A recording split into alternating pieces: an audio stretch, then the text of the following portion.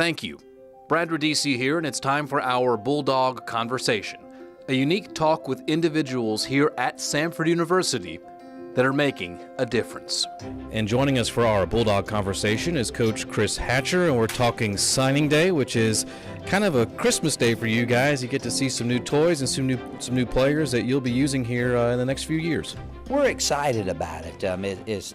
Recruiting's an everyday thing, and this is just the end of one of the recruiting cycles. We're going to sign 16 guys that'll come in and join our team in July.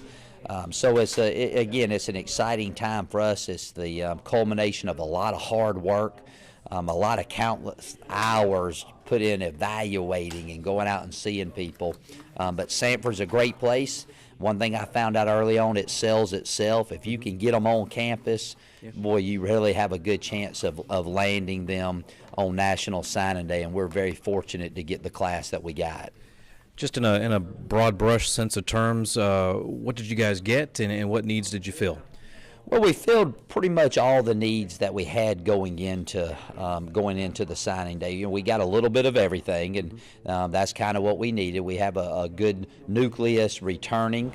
At least that's what I've been told. Right. And we went out and just said, hey, we need a few more skill guys on offense, a few more linemen there, and then defensively, you always start with that defensive line. Those are the hardest guys to find, and we went out and got some really good ones there.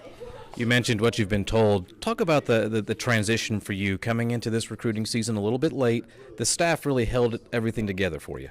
No question about it. I mean, this class wouldn't nearly have the accolades that it has if the majority of the guys hadn't agreed to be rehired, as I like to say, on the staff. They had a good plan. They had been working since the spring on this particular class, and that's what it's all about. Recruiting's all about relationships, and these guys had good relationships.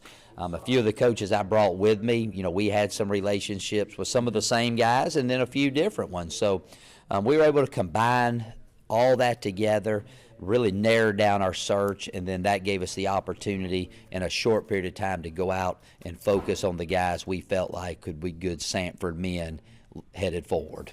When you're identifying needs in recruiting and you're looking at the current team you have, how much have you learned about this team in a short, let's say, month, maybe under a month?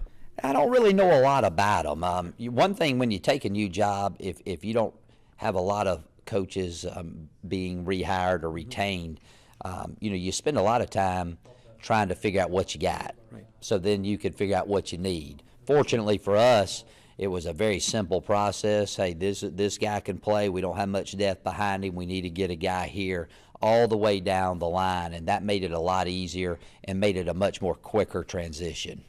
What's the schedule like for you for the next couple of weeks leading into spring ball? Well, we'll take a couple days off. None of us have really seen our families the past couple weeks, especially mine. Mine are still up in Kentucky, so we'll move the family down this weekend, and we'll start getting in there trying to make some preparations for the 2016 signing class and make preparations for our offense, defense, special team schemes leading up to the beginning of March when we start spring practice. You called the recruits Samford men, getting Samford men. What's the definition of that? You mentioned bringing them on campus. It's a unique type student that comes here. I think so. That's just a term that I use because the accolades this school has got. I mean, number one ranked school in the state of Alabama, number 3 in the South. Those are great accolades that we can pump out there to people. So to come here, you got to have a good set of core values.